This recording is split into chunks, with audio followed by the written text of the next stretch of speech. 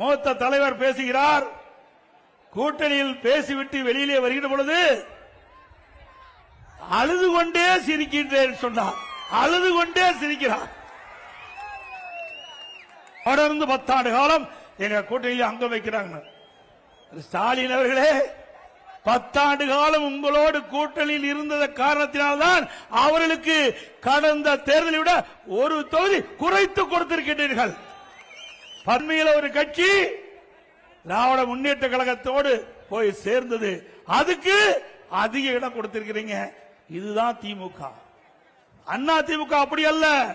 தேர்தல் நேரத்தில் கூட்டணி எப்போ தேர்தல் முடிந்துவிட்டால் அந்த கட்சி அந்த கொள்கையின் அடிப்படையில் மக்களுடைய பிரச்சனையை முன்வைப்பார்கள். ஒரு கட்சியினுடைய மூத்த தலைவர் பேசுகிறார். கூட்டணியில் பேசிவிட்டு வெளியிலே வருகிற பொழுது அழுது கொண்டே சிரிக்கின்றேன் சொன்னார். அழுது கொண்டே சிரிக்கிறார். 2011 திரு கருணாநிதி திரு ஸ்டாலினுடைய அப்பா இருக்கும் போது எதிர்க்கட்சி அந்தஸ்து கிடைக்கல.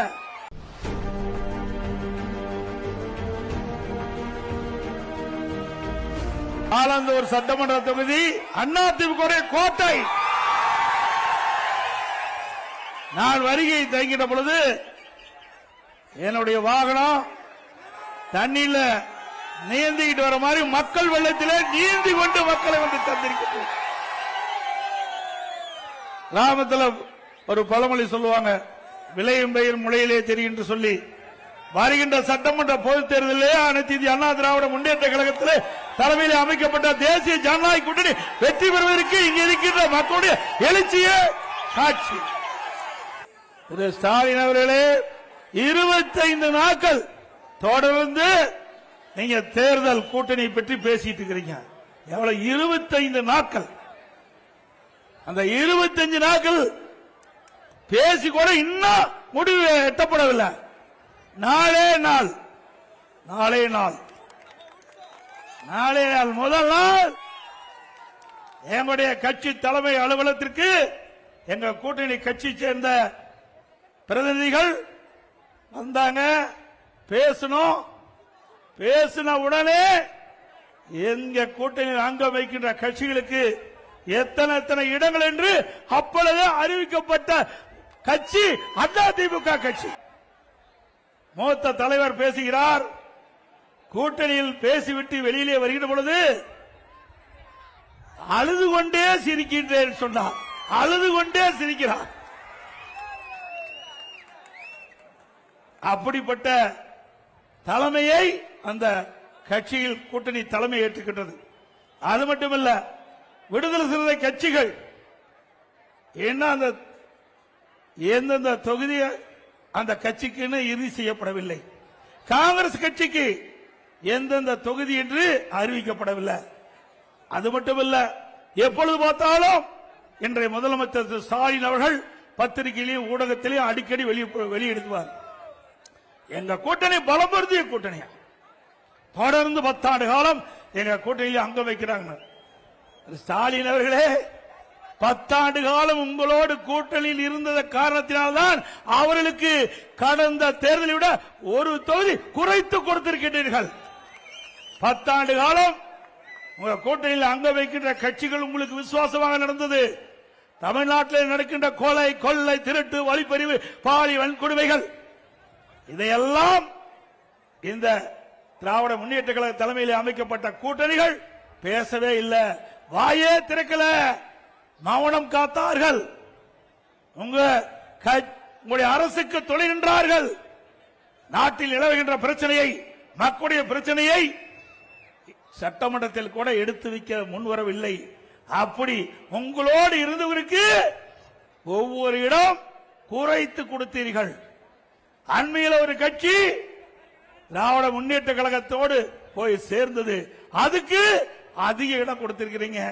இதுதான் திமுக. அண்ணா திமுக அப்படி அல்ல. தேர்தல் நேரத்தில் கூட்டணி எப்போ தேர்தல் முடிந்துவிட்டால் அந்த கட்சி அந்த கொள்கையின் அடிப்படையில் மக்களுடைய பிரச்சனையை முன்வைப்பார்கள். அது எங்க கூட்டணியுடைய தர்மம். ஒவ்வொரு கட்சியும் மக்களுக்கு பாடுபட வேண்டும் என்பதற்காக தொடங்கப்பட்ட இயக்கங்கள். ஒவ்வொரு கட்சியும் மக்களுக்கு ஏற்படுகின்ற பிரச்சனையை ஆளுகின்ற கட்சிக்கு எடுத்து வைப்பதுதான் அந்த கட்சியுடைய நோக்கமாக இருக்கும். ஆனால் திராவிட முன்னேற்ற கழக தலைமையில் அமைக்கப்படுகின்ற கூட்டணிக்கு அதையெல்லாம் கவலைப்படல, மக்களுடைய பிரச்சனையை எடுத்தே வைக்கல. அதனால திராவிட முன்னேற்ற கழக தலைமையிலே அமைக்கப்பட்ட கூட்டணிக்கு மக்களுடைய செல்வாக்கு இருந்துட்டாங்க. அவர்களுடைய ஏற்கனவே பெற்ற இடங்களை விட குறைவான இடங்கள் தான் கிடைத்திருக்கிறது என்பதை அவர்கள் இப்பொழுதாவது புரிந்து கொள்ள வேண்டும். அது மட்டுமல்ல, ஸ்டாலின் பேசுறார், எடப்பாடி பழனிசாமி 10 தோல்வி கண்டுவிட்டார் என்று. திரு ஸ்டாலின் அவர்களே, 2011 2021 வரை தில்லு திராணி தெம்பு இருந்தா நான் கேட்கிற கேள்விக்கு பதில் சொல்ல வேண்டும். இதே புரட்சி தலைவி அம்மா அவர்கள் இருக்கின்ற வரையும் சரி, அம்மா மறைவுக்கு பிறகும் சரி, அனைத்து இந்திய அண்ணா திராவிட முன்னேற்ற கழகத்தை திராவிட முன்னேற்ற கழகம் வீழ்த்திய வரலாறே கிடையாது. 2011 திரு கருணாநிதி திரு ஸ்டாலினுடைய அப்பா இருக்கும் போது எதிர்கட்சி அந்தஸ்து கிடைக்கல. ஆனா எங்களுடைய இதயம் புரட்சி தலைவி அம்மா மறைவுக்கு பிறகு எவ்வளவு சோதனை, கொஞ்சம் நஞ்ச சோதனையா நாங்க சந்திச்சோம். அவ்வளவு சோதனையும் சந்திச்சு 2021 பிரதான எதிர்க்கட்சி என்ற வரிசையிலே அமர்ந்த அதிமுக அனைத்து இந்திய அண்ணா திராவிட முன்னேற்ற கழக தலைமையிலே அமைக்கப்பட்ட கூட்டணி 75 இடங்களிலே பெற்றோர்.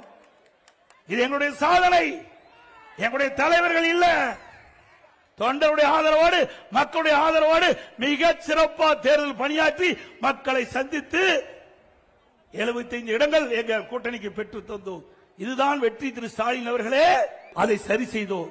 அதற்கு பிறகு கொரோனா, உங்களுக்கு எப்படிப்பட்ட காலம் தெரியும். இந்த வீதியில யாருமே நடமாடல. ஓராண்டு 11 மாத காலம் மக்கள் வீட்டிலேயே இருந்தார்கள்.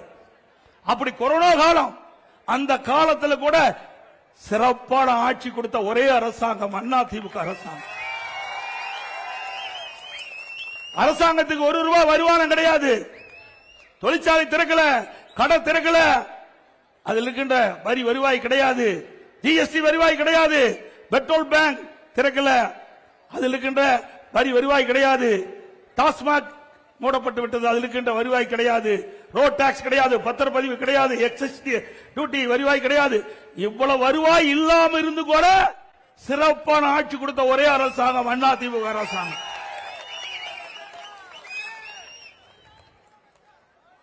இன்று இதனை சிந்தித்து பார்க்க வேண்டும்.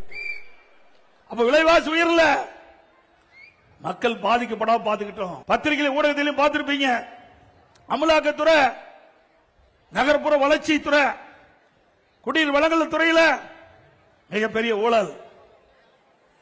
அந்த ஊழலை இன்றைக்கு அமலாக்கத்துறை கண்டுபிடித்து ஆதாரத்தோடு தமிழ்நாட்டில் இருக்கின்ற சட்ட ஒழுங்கு டிஜிபிக்கு அறிக்கையை அனுப்பிச்சு 3 முறை அறிக்கை அனுப்புனாங்க.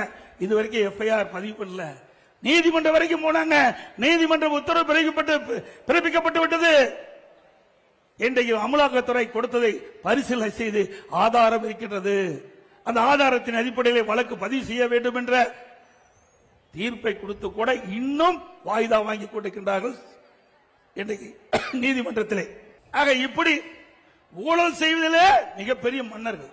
சுமார் 1000 கோடி ஊழல்.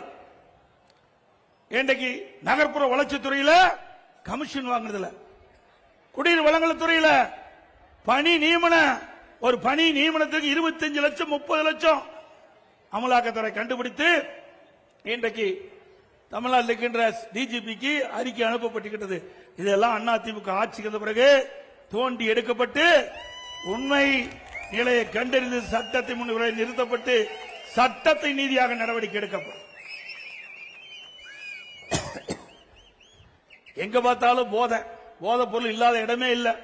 சந்து பொந்து கிராமம் வரைக்கும் தாராளமா போதைப் பொருள் பல வடிவத்தில் விற்குது. இன்றைக்கு அதை கட்டுப்படுத்த திராணி இல்லாத அரசாங்கம். ஏன்னா திமுக தான் விற்கிறான். அப்படி எங்க போய் கட்டுப்படுத்த முடியும்? எங்க பார்த்தாலும் போதைப் பொருள் விற்பனை, போதை ஆசாமியால் மக்கள் நடமாட முடியாத நிலை உருவாகி இருக்குது. அதுவும் சிறுமிகள் வெளியே போக முடியல, பெண்கள் வெளியே போக முடியல, பாட்டியம்மா கூட விட்டு வைக்க மாட்டேங்கிறான். அவ்வளவு மோசமான கேடுகட்ட ஆட்சி திமுக ஆட்சி. பத்திரிகை திறந்தா பாருங்க, ஊடகத்தை திறந்தா பாருங்க, வர்ற செய்தி எல்லாம் இதுதான்.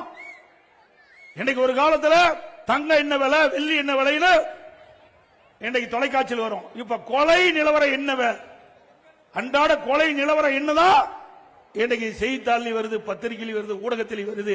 இப்படிப்பட்ட ஆட்சி அகற்றப்பட வேண்டும் என்பதை நேரத்தில் தெரிவிக்கிறாங்க. அது மட்டும் இல்ல, நகரப்புறம் அண்ணா திமுக ஆட்சியில வீட்டு வரி என்னன்னு பாருங்க. திமுக ஆட்சிக்கு வந்த பிறகு வீட்டு வரி 100% உயர்த்தி இருக்கிறாங்க. இந்த வீடு மாடி வீடுனா 2000 ரூபாய் அண்ணா திமுக ஆட்சியில் வரி கட்டி இருந்தா இப்ப 4000 ரூபாய் வரி கட்டணும். ஆண்டுக்கு 6% வரி உயர்வு, 2 வருஷத்துல 12% வரி உயர்த்திட்டாங்க. கடை வச்சிருந்தா 150% வரி உயர்வு, ஆண்டுக்கு 6% உயர்வு, 2 வருஷமும் உயர்த்திட்டாங்க. குடிநீர் வரி உயர்வு, குப்பைக்கும் வரி போட்ட ஒரே அரசாங்கம் திமுக அரசாங்கம் ஒண்ணுதான். குப்பை கூட விட்டு வைக்கல. இன்னும் சொல்ல போனா மின் கட்டணம், மின்சாரத்தை தொட்டா ஷாக் அடிக்கும், மின் கட்டணத்தை கேட்டாலே ஷாக் அடிக்குது. அவ்வளவு மின் கட்டணம் உயர்ந்து போச்சு. கிட்டத்தட்ட 52% மின் கட்டணம் உயர்ந்து போச்சு. ஆண்டுக்கு 5% மின் கட்டணம் உயர்த்தப்படும் என்ற அறிவிப்பு கொடுத்து இன்றைக்கு மக்கள் மீது மிகப்பெரிய வரி சுமையை சுமத்திய அரசாங்கம் திமுக அரசாங்கம். கடுமையாக உழைக்கக்கூடியவன், கொரோனா காலத்தையே சந்தித்து விட்டேன். அப்படிப்பட்ட ஒரு இக்கட்டான நிலை இப்பொழுது திமுக ஆட்சியில் இல்ல. ஆனாலும் அவர்களால் ஒரு சிறப்பான ஆட்சி கொடுக்க முடியல. நாட்டு மக்களிடத்தில் இருக்கின்ற பிரச்சனையை அவர்களால் தீர்க்க முடியவில்லை. ஒரு குடும்பமுடைய ஆட்சி தான் இன்றைக்கு தமிழகத்தில் இருந்து கொடுக்கின்றது. வாரிசு அரசியல் தான் இன்றைக்கு தமிழகத்தில் தலை தூக்கி ஓங்கி இருக்கின்றது என்பதை நீங்கள் எண்ணி பார்க்க வேண்டும். இதற்கெல்லாம் குடும்ப ஆட்சிக்கு முற்றுப்புள்ளி வைக்கின்ற தேர்தல், வாரிசு அரசியலுக்கு முற்றுப்புள்ளி வைக்கின்ற தேர்தல் வைப்பீங்களா? மக்களை காப்போம், தமிழகத்தை மீட்போம். மக்களை, தமிழகத்தை, மக்களை, தமிழகத்தை, மக்களை, தமிழகத்தை. ஸ்டாலின் மாடல் அரசு, செயலில் மாடல் அரசு. Bye bye Stalin. நன்றி, வணக்கம்.